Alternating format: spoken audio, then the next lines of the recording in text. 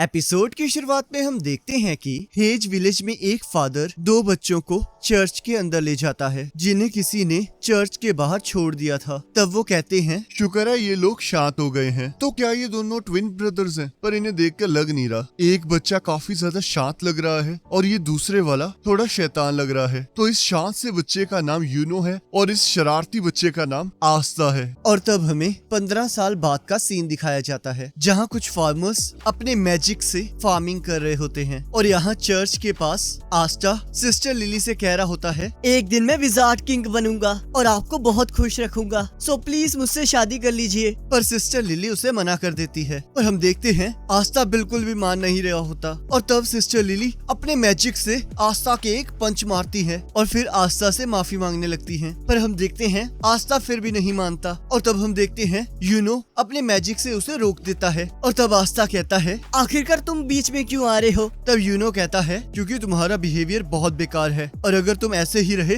तो कोई लड़की तुम्हें भाव नहीं देगी। तब आस्था गुस्से में कहता है, हम साथ साथ बड़े हुए हैं और अब तुम मुझे ये कह रहे हो? तब यूनो कहता है, आस्था सिस्टर लिली गॉड की सेवा करती हैं, इसलिए वो किसी से शादी नहीं कर सकती। तब आस्था यूनो को लड़ने के लिए कहता है पर यूनो मना कर देता है। और तब नैश कहता है, रहने दो आस्था, तुम यूनो को कभी नहीं हरा सकते। और तब आस्था कुछ करने की कोशिश करने लगता है। तब नैश कहता है, तुम्हारे पास मैजिक नहीं है, मुझे विश्वास नहीं होता कि तुम्हारे एज का कोई लड़का मैजिक भी ना यूज कर पाए। तब आस्था कहता है, मैं तुमसे बड़ा हूँ तो मुझसे तमीज से बात करो। तब नैश कहता है, बिल्कुल नहीं, इस दुनिया में मैजिक ही सब कुछ है। जिसके पास जितना ज्यादा मैजिक होता है वो उतना ज्यादा इम्पोर्टेंट होता है और तुम तो कोई मैजिक यूज ही नहीं कर सकते। तब आस्था कहता है, तो मुझे लगता है अब मुझे तुम्हें अपना स्पेशल मूव दिखाना ही होगा। और हम देखते हैं आस्था एक्सरसाइज करने लगता है और दूसरी तरफ यूनो अपने मैजिक से कपड़े सुखा रहा होता है जिसे देखकर सभी बच्चे बहुत खुश हो रहे होते हैं। और तब यहाँ हम देखते हैं फादर ओरसी वहाँ आ जाते हैं और कहते हैं, यूनो ही इस चर्च की इकलौती उम्मीद है। और यहाँ सिस्टर लिली आस्था से कहती है, बहुत जल्दी अवार्डिंग सेरेमनी आने वाली है और जब तुम्हें ग्रिमोर मिल जाएगी तब तुम भी मैजिक यूज कर पाओगे। जिसे सुनकर आस्था बहुत खुश हो जाता है और कहता है, जब मैं ग्रिमवॉर हासिल कर लूंगा तब मैं मैजिक नाइट्स ज्वाइन करूंगा और फिर विजार्ड किंग बन जाऊंगा। क्या मैं सही कह रहा हूँ ना यूनो? तब यूनो उसे इग्नोर करके वहाँ से चला जाता है जिससे आस्था को गुस्सा आ जाता है और वो भागते हुए कहता है, तुम लोग बस इंतजार करो, मैं तुम्हें ये करके दिखाऊंगा। और यहाँ सिस्टर लिली यूनो को आस्था के साथ अच्छे से बिहेव करने के लिए कहती है और सोचती है, यूनो हमेशा से रोता रहता था पर जिस दिन वो जख्मी आस्था के साथ घर वापस आया उस दिन से वो पूरी तरह बदल गया और उसके बाद से मैंने उसे कभी रोते हुए नहीं देखा। और अब मुझे याद आया उस दिन से ये दोनों ही बदल गए हैं और आस्था भी हमेशा गंदे कपड़ों में घर वापस आने लगा। पता नहीं वो वहाँ जाकर क्या करता है। और यहाँ हम देखते हैं आस्था एक्सरसाइज कर रहा होता है और कहता है, मैं विजिट किंग बन के रहूंगा और मुझे कोई नहीं रोक सकता, पर उससे पहले मुझे अपने आप को ट्रेन करना होगा।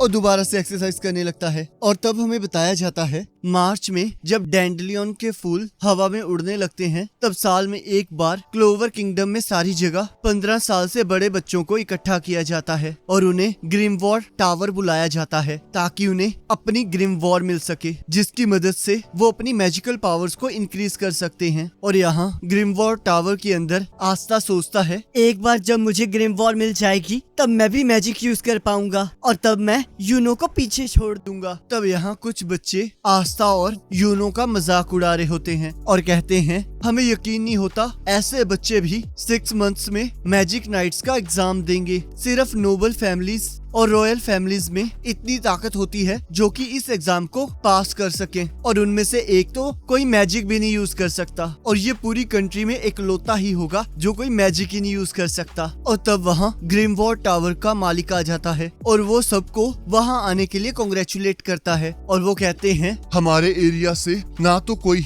आज तक विजिट किंग बना है और ना ही मैजिक नाइट्स में किसी हाईएस्ट पोस्ट पर पहुंचा है, तो इस बार मुझे उम्मीद है कि शायद तुम में से कोई एक किसी दिन विजार्ड किंग बन जाए और अब तुम्हारे ग्रिमवॉर लेने का टाइम आ चुका है। और यहाँ हम देखते हैं सभी लोगों को अपनी अपनी ग्रिमवॉर मिल जाती है। और तब यहाँ आस्था कहता है, क्या मेरी ग्रिमवॉर कहीं लेट हो गई है? तब उस टावर का मास्टर कहता है, तुम अगले साल ट्राई करना। जिसे सुनकर सभी लोग आस्था का मजाक उड़ाने लगते हैं। और तभी हम देखते हैं यूनो की ग्रिमवॉर अचानक से चमकने लगती है और तब सभी लोग देखते हैं वो एक 4 लीफ क्लोवर ग्रिममोर होती है। तब फादर कहते हैं ये तो वही ग्रिमवॉर है जो कि फर्स्ट विजार्ड किंग को मिली थी। तब सिस्टर लिली कहती हैं इसके बारे में कहा जाता है कि इसके अंदर बहुत ज्यादा पावर और गुड लक है। तब यूनो कहता है सभी लोग सुन लो, अगला विजार्ड किंग मैं बनूंगा, और सभी लोग उसे चीयर करने लगते हैं। तब आस्था गुस्से में कहता है तुम बस इंतजार करो यूनो, बहुत जल्दी मैं तुम तक पहुंच जाऊंगा क्योंकि मैं तुम्हारा इकलौता कॉम्पिटिटर हूँ। तब यूनो कहता है ऐसा कभी नहीं हो सकता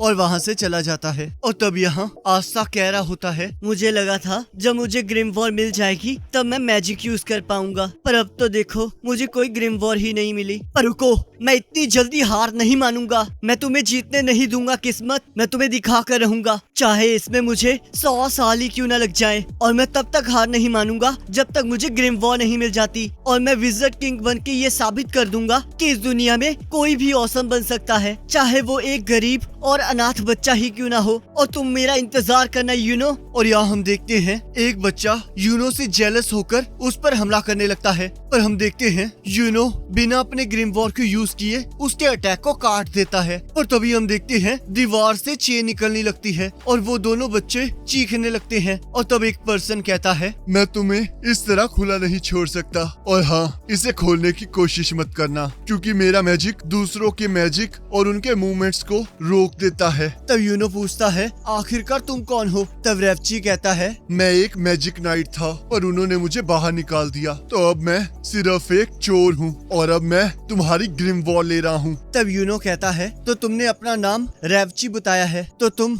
इतना तो जानते ही होगे ना कि ग्रिमवॉर को चुराना बेकार है। तब रेवची कहता है मैं जानता हूँ, ग्रिमवॉर को बस वही यूज कर सकता है जिसे ग्रिमवॉर ने खुद चुना हो, पर ब्लैक मार्केट में इस ग्रिमवॉर की बहुत कीमत है। चाहे 4 लीफ क्लोवर ने तुम्हें चुना हो, पर तुम अभी भी बच्चे हो और आज तुम्हारा बहुत बुरा दिन है कि मैं यहाँ हूँ। तुम्हारी कहानी शुरू होने से पहले ही खत्म हो चुकी है और तुम्हारे गले में ये नेकलेस भी बहुत अच्छा लग रहा है। और तब हम देखते हैं आस्था भी वहाँ आ जाता है और दीवार से टकराकर नीचे गिर जाता है और कहता है आखिरकार यहाँ हो क्या रहा है, आखिरकार तुमने यूनो की ग्रिमवॉर क्यों पकड़ी हुई है, तुम एक चोर हो। तब रेची कहता है तुम तो वही लड़की हो ना जिसे ग्रिमवॉर नहीं मिली है। तब आस्था कहता है हाँ मैं वही हूँ, पर वो ग्रिमवॉर सिर्फ उसके ट्रू मास्टर के पास होनी चाहिए, तो यूनो को वो वापस दे दो। तब रेवची कहता है तुम्हारी इतनी हिम्मत तो तुम मुझे रोकोगे, और अपना मैजिक यूज करने लगता है। और तब यूनो उसे भागने के लिए कहता है, पर आस्था रेवची की तरफ बढ़ने लगता है और जैसे ही उसे पंच मारने लगता है रेवची की चेन्स आस्था को रोक लेती हैं। पर हम देखते हैं वो चेन्स आस्था पर जानलेवा हमला करती है। तब आस्था सोचता है तो ये सारे मैजिक यूजर्स ये सब कुछ कर सकते हैं, मुझे यकीन नहीं हो रहा इतनी फिजिकल ट्रेनिंग के बावजूद मैं इससे हरा नहीं सकता। तब रेवची आस्था पर हंसने लगता है। तब आस्था कहता है ये अभी खत्म नहीं हुआ है, मैं एक दिन विज़र्ड किंग बनकर रहूंगा। तब रेवची कहता है मैं इन चेन्स की मदद से किसी की भी मैजिकल पावर का पता कर सकता हूँ, और तुम्हें देखो तुम्हारे अंदर मैजिक का एक कतरा भी नहीं है, तो शायद इसी वजह से तुम्हें कोई ग्रिमवॉर नहीं मिली है। इस दुनिया में मैजिक ही सब कुछ है और तुम्हारे पास देखो तुम्हारे पास तो कोई मैजिक ही नहीं है, तो तुम तो बहुत प्रीशियस हो। तब आस्था सोचता है अगर ये सच है तो चाहे मैं जितना मर्जी ट्राई कर लूं मैं कभी मैजिक नहीं यूज कर पाऊंगा। तब रेवची कहता है विज़ार्ड किंग बनना तो तुम भूल ही जाओ, तुम्हें तो कोई जॉब भी नहीं मिलेगी